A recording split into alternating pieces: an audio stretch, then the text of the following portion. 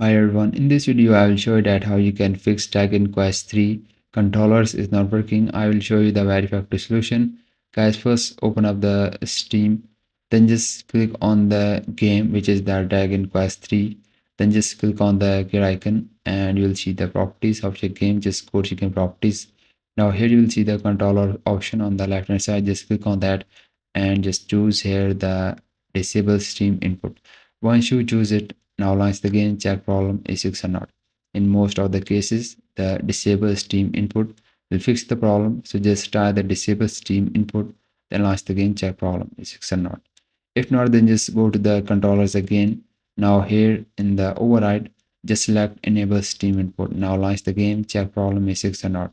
If your problem is still not fixed, then just choose here the use default settings. Now launch the game, check problem is fixed or not.